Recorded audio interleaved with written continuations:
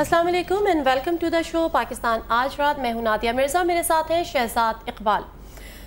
नज़ीर, MQM की हुकूमत से निकल जाने के बाद मुस्लिम लीग काफ इस वक्त पीपल्स पार्टी का नया कंधा साबित हो रही है। एमक्यूएम का हुकूमत से निकलना एक अहम सियासी तब्दीली ज़रूर है, लेकिन दूसरी अहम तब्दीली है नून लीग का एमक्यूएम की जानिब निस्बतन नरम रवैया। हालात कहाँ जा रहे हैं और हवाएं कहाँ से चल रही हैं, हम आज जानेंगे। इंतहाई सियासी तौर पर मानी जाने वाली कद आवर शख्सियत जमीयत उलमा इस्लाम फे के सरबराह मौलाना फजलुर रहमान साहब से वो हमारे साथ मौजूद हैं। जी अस्सलाम वालेकुम मौलाना फजलुर रहमान साहब।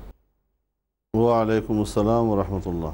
मौलाना साहब, हमने देखा अल्ताफ हुसैन साहब ने कहा एक तकरीर में कि पीपल्स पार्टी की हुकूमत की तबाही का आगाज़ हो चुका है। क्या वाकई आपको भी यही लग रहा है? अब ज़ाहिर है जी कि जो सूरत हाल मुल्क की सियासत में बनती चली जा रही है, तो उसमें वक्त के साथ साथ ये बात तो अपनी जगह एक हकीकत है कि पाकिस्तान पीपल्स पार्टी तन्हाई की तरफ जा रही है और जो उसकी मुफाहमत की पॉलिसी थी, अब ज़ाहिर है कि उनके इत्तेहादी एक एक होकर उनसे कटने लगे हैं और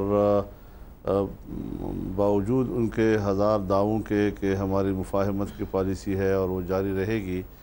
लेकिन उनके इत्तेहादी जो है अब पीपल्स पार्टी पर मज़ीद एतमाद करने के लिए तैयार नहीं हो रहे हैं। तो ऐसी सूरत हाल में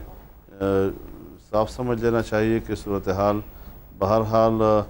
आने वाले इंतखाबात की तरफ जा रहे हैं और तमाम पार्टियों की नज़र अब अगले इलेक्शन पर है। हुकूमत और उसके निज़ाम से वाबस्तगी में अब शायद किसी को दिलचस्पी बाकी नहीं रही है। ये फरमाइएगा मौलाना साहब कि आपकी आज बात हुई है, आपका रब्ता हुआ है एमक्यूएम के कायद अल्ताफ हुसैन साहब से, हमसे शेयर करें क्या बातचीत हुई इनसे आपकी आज? देखिए, एक तो अखलाकी तौर पर जब एक पार्टी अपोजिशन बेंचों पर आने का फ़ैसला कर चुकी है, तो मैंने मुनासिब समझा कि मैं उनको इस हवाले से खुशामदीद भी कहूँ। और पहले भी चूँकि जब उन्होंने हुकूमत से निकलने के एक आध मरतबा फ़ैसले किए, तब भी मेरे साथ उनका राब्ता रहा था और आज भी उन्होंने बड़े अच्छे अंदाज के साथ कहा कि जी वो जो आपकी पहले दुआएं थी जो पूरी तरह मंजूर नहीं हुई थी, शायद अब लगता है कि वो पूरी तरह मंजूर हो गई हैं। तो उनसे बात करके क्या लगा मौलाना साहब कि उनका एक हतमी फैसला है, क्या वो हुकूमत से बाहर आ गए या फिर आपको लगता है कोई इम्कान है कि वो हुकूमत का हिस्सा बन जाएंगे अनकरीब? तो अब मसला तो ये है जी कि ये बातें तो हर एक के बारे में होती रही हैं। जब हमने फ़ैसला किया था तो एक तवील अरसे तक यही एक सवाल रहा कि कहीं हम वापस हुकूमत में तो नहीं जाएंगे, और हुकूमत वाले भी इस तरह की बातें कहते थे कि जैसे शायद आज नहीं तो कल हम वापस चले जाएंगे। लेकिन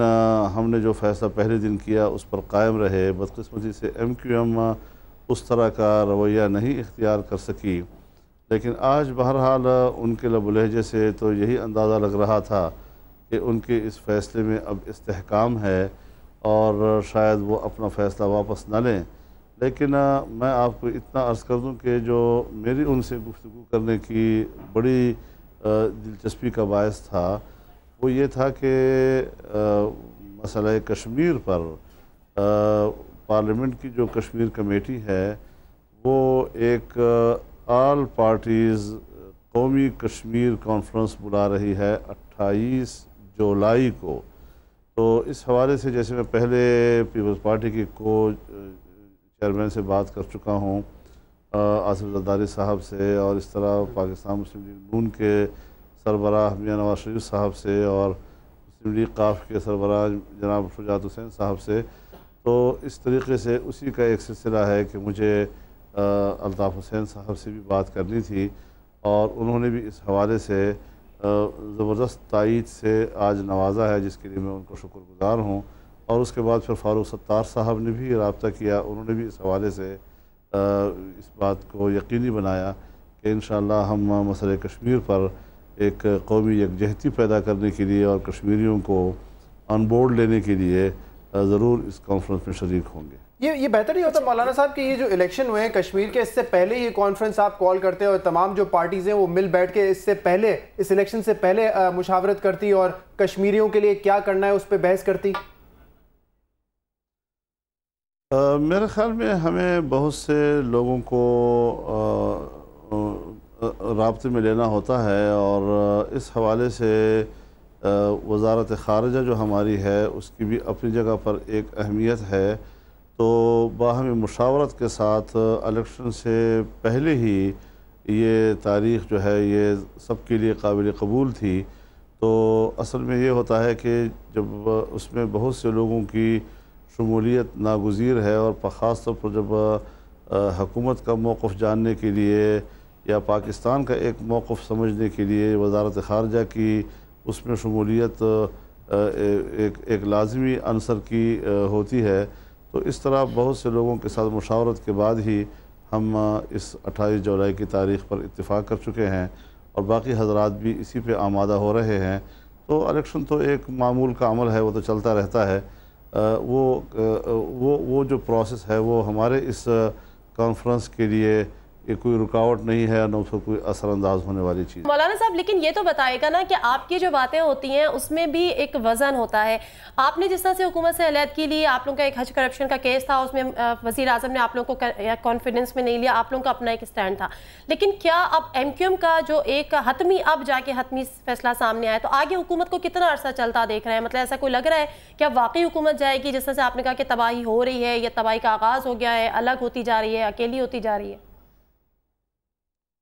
دونوں طرف کا اس میں ایک اپنا اپنا کردار ہوتا ہے۔ حکومت کی جانب جو ہے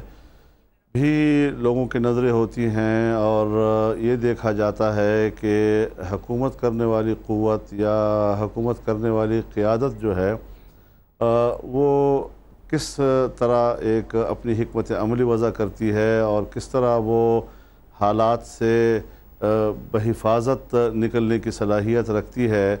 اسی طریقے سے دوسری جانب جو ہے اپوزیشن ہوتی ہے، تو اپوزیشن کی بھی ایک مشترکہ حکمت عملی ناگزیر ہوتی ہے۔ اگر اپوزیشن کے بینچوں پر بہت سی پارٹیاں بھی بیٹھی ہوں، بہت سے گروپس بیٹھے ہوں، تو افراد کی بھیڑ جو ہے وہ اس کی کوئی افادیت نہیں ہوتی تاوقت کہ ان کے اندر ایک مربوط نظام نہ ہو، اور ان کی ایک مشترک حکمت عملی نہ ہو، اور وہ کسی ایک کم از کم پروگرام پر متفق نہ ہوں۔ تو اس حوالے سے اپوزیشن کی کمزوریوں کو بڑی خوبصورتی کے ساتھ پیپلز پارٹی کی قیادت نے اب تک استعمال کیا ہے، اور جب یہ تصور کیا جا رہا تھا کہ شاید آصف زرداری میں یا گیلانی صاحب میں شاید اتنی سیاسی ان کی اپروچ نہیں ہوگی کہ وہ سال 2 سال نکال سکے گی، لیکن وہ اس انداز کار سے 4 سال نکالنے میں تو بہرحال کامیاب ہو گئے ہیں۔ لیکن یہ کوئی مقصود نہیں ہوا کرتا کہ اپوزیشن کا معنی یہ ہے کہ حکومت کو اب وقت سے پہلے گرا دینا ہی آخری ہدف ہے ہمارا، بلکہ سب پارٹیاں اپنا اپنا پروگرام رکھتی ہیں، سب پارٹیاں الیکشن کی طرف جاتی ہیں۔ 5 سال پورے کرنے کے باوجود بھی الیکشن میں جانا ہوتا ہے، اور اس کے لیے یہ ہوتا ہے کہ حکومت کے پاس کم از کم یہ کوئی عذر نہیں ہوتا کہ جی مجھے موقع نہیں دیا گیا، مجھے وقت پورا نہیں کرنے دیا گیا، مجھے تو راستے میں شہید کر دیا گیا۔ تو اس قسم کی چیزیں جو ہیں وہ کوئی یہ حکومت کے پاس کوئی ایسی عذر بھی نہیں ہونا چاہیے۔ تو اگر وقت پورا کرتی بھی ہے تو یہ کوئی ایسی بڑی بات نہیں ہے، اور دیکھنا یہ ہے کہ کیا آئندہ بھی وہ قوم لیکن کو مولانا اس طرح صاحب اعتماد آپ کی میں تو لے ان سکے گی۔ باتوں سے ایسا لگ رہا ہے کہ آپ لوگ اگر کوئی اپوزیشن الائنس جو وقت کی ایک اہم ضرورت جس کو قرار دیا جا رہا ہے، لیکن آپ لوگ بھی فرینڈلی اپوزیشن کی طرف ہی موو ہونا چاہتے ہیں، یا کوئی بڑا الائنس بنانے سے کیا قاصر رہیں گے اپوزیشن کا؟ دیکھیے اس میں ظاہر ہے جی کہ بڑی اپوزیشن کا بہرحال ایک اپنا کردار ہوتا ہے، اور قومی اسمبلی جو ہے وہ محور ہوتی ہے ملکی سیاست کے لیے۔ تو بڑی اپوزیشن کے طور پر تو ہم نے ایک لمحہ ضائع نہیں کیا، اور ہم نے پاکستان مسلم لیگ نون کی جو اپوزیشن کی قیادت ہے اس کو فوری طور پر تسلیم بھی کیا۔ پھر جب ہم نے محسوس کیا کہ وہ تمام جماعتوں کو یکجا کرنے میں دلچسپی نہیں لے رہے، تو پھر یہ بھی مجھے کرنا پڑا کہ تمام دوستوں کو میں نے تکلیف دی اور اپنے ہاں بلایا، اور ان سے میں نے درخواست کی کہ इस तरह बिखरी हुई अपोजिशन का कोई किरदार नहीं होता, लेकिन बजाय इसके कि अपोजिशन मुस्तहकम होने की तरफ जाए, उसमें मुस्लिम लीग काफ हुकूमत में चली गई और फिर हमारे MQM भी वापस हुकूमत में चली गई। तो इस वजह से ये बात बहरहाल मैं अफसोस के साथ कहना चाहता हूँ। कह रहे हैं कि जो अपोजिशन है उनकी तादाद में तो इजाफा हो रहा है, उनके नंबर्स में इजाफा हो रहा है, लेकिन अभी तक बिखरे हुए हैं और यही सबसे बड़ी जो है स्ट्रेंथ रही है इस हुकूमत की कि एक बड़ी कमज़ोर अपोजिशन उनको मिली थी। अब आप ये बताएं कि लाएमल क्या होगा अपोजिशन जमातों का, किस तरह आप इकट्ठा होंगे? हम तो ये देखते हैं कि अपोजिशन जमातें तो आपस में ही लड़ रही हैं कि लीडर ऑफ द अपोजिशन कौन होगा सेनेट में, और अपोजिशन का जो किरदार है वो किस तरह सामने आएगा? तो मैंने आपसे अर्ज़ किया कि इस वक्त अपोजिशन के हवाले से ख़ास तौर पर मुस्लिम लीग नून के किरदार को देखा जा रहा है कि कौमी असम्बली में तो उनकी क़यादत गैर मुतनाज़ा है, लेकिन उसके बावजूद वो बाकी ग्रुपों को अपने साथ मिलाने में दिलचस्पी नहीं ले रही, और सेनेट में उन्होंने लीडर ऑफ द अपोजिशन के मसले पर एक तनाज़ा खड़ा कर दिया है और उस तनाज़े ने और अपोजिशन को तकसीम कर दिया है। तो ये सारी चीज़ें जो हैं, बिखरी हुई अपोजिशन, ये हुकूमत ही को फ़ायदा पहुँचाती है। आप हुकूमत पर जितनी भी सख्त तनकीद करें, लेकिन अगर आपकी कोई मुश्तरका हिकमत अमली नहीं है तो उसका बहरहाल फ़ायदा हुकूमत को पहुँचता है। लेकिन इस दफ़ा आपको नून लीग की हिकमत अमली में कुछ फ़र्क नहीं लगा है? पिछली दफ़ा जब MQM हुकूमत से अलहदा हुई थी तो बड़ा क्रिटिसिज्म हमें नून लीग की जानिब से देखने को मिला था, लेकिन इस दफ़ा उनकी स्ट्रेटजी कुछ चेंज लग रही है, उनके रवैये कुछ नरम है और बल्कि एक तरह से अगर देखा जाए तो इनडायरेक्टली खुशामदीद ही कहा है। तो कोई चेंजेस आ रही है? मियाँ शरीफ का, मियाँ नवाज शरीफ साहब का गुस्सा कुछ ठंडा होने जा रहा है, लग रहा है आपको? जी, कल से मैं इसी बात पर नज़र रखे हुए हूँ कि मुस्लिम लीग और MQM के दरमियान जो तल्ख एक रविश माजी में रही है,